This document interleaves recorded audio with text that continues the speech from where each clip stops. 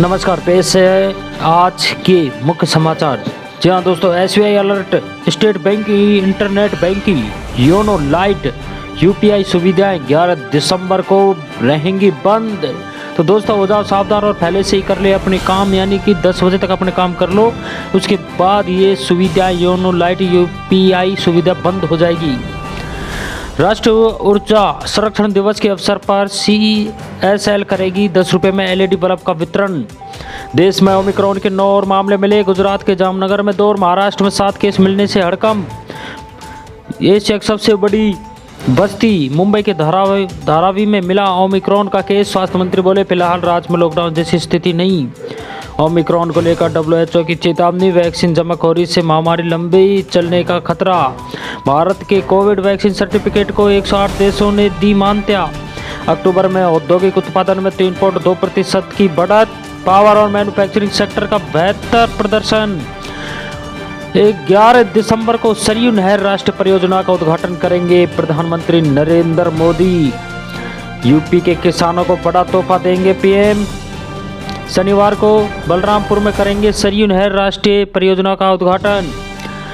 Democracy summit में PM Modi की दुनिया से अपील। कहा इंटरनेट, मीडिया और क्रिप्टो करेंसी पर बने वैश्विक नियम ताकि मजबूत रहे लोकतंत्र।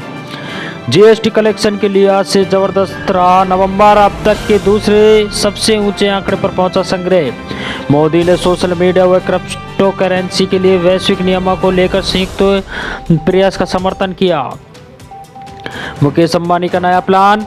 क्रिकेट ब्रॉडकास्टिंग मार्केट में रिलायंस कर सकती है एंट्री। ICC अगले साल करने वाला है राइट्स की नीलामी। CDS जनरल बिपिन रावत को 17 तोपों की सलामी। अंतिम संस्कार में 8 सैन्यकर्मी मौजूद। और बताएंगे आपको बड़ी बातें कि पंचतत्व में विलीन हुए हिंदुस्तान के सपूत कल हरिद्वार में विसर्जित की जाएंगी अस्थियां। जनरल को आखिरी सैल्यूट। विवाह वेदी से चिता तक संग। जनरल रावत और पत्नी मधुलिका को उनकी 2 बेटियों ने एक ही चिता पर दी मुखाग्नि। अग्नि साक्षी है। CDS रावत ने कोई वादा नहीं तोड़ा, न देश से, न फौज से और न पत्नी मधुलिका से। जब तक सूरज चांद रहेगा विपिन जी का नाम रहेगा। देश के पहले CDS के आखिरी सफर पर बोले लोग। किसी सैन्य अफसर की ऐसी अंतिम विदाई पहली बार। दिल्ली की सड़कों पर उतरी जनता, फूल बरसाए, सब वाहन के साथ दौड़ते रहे। देखें CM योगी का ऐलान। विंग कमांडर के परिवार के सदस्य को नौकरी और 50 लाख रुपए देगी UP सरकार। साल 2025 तक देश भर में 10,000 EV चार्जिंग स्टेशन लगाएगी टाटा पावर। अगर एक बेटी अपने पिता से शिक्षा में सहयोग की उम्मीद करती है तो उसे भी बेटी की भूमिका निभानी होगी। सुप्रीम कोर्ट का आदेश।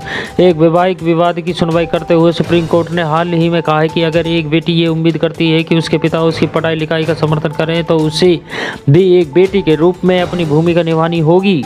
दरअसल ये मामले में न्यायमूर्ति AK कौल और न्यायमूर्ति MM सुंदरेश की खंडपीठ ने कहा कि बेटी ने पिता से मिलने या उनके फोन पर बात करने से इनकार कर दिया है। दुष्कर्म के केस में इलाहाबाद हाईकोर्ट का बड़ा फैसला। पिता का पता लगाने जबरदस्ती बच्चे का DNA टेस्ट नहीं कर सकते। रेप पीड़िता की मंजूरी जरूरी। इलाहाबाद हाईकोर्ट का बड़ा फैसला। बच्चे के DNA के लिए नहीं कर सकते रेप पीड़िता को मजबूर।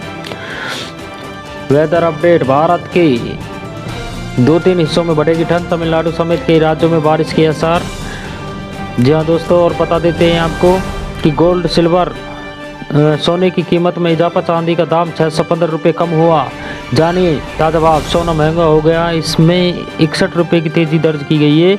इस बढ़ोतरी के साथ 10 ग्राम सोने का दाम बढ़ाकर 47,000 रुपये हो गया है। वहीं चांदी का भाव 615 रुपये की गिरावट के साथ 59,273 रुपये प्रति किलोग्राम रह गया है।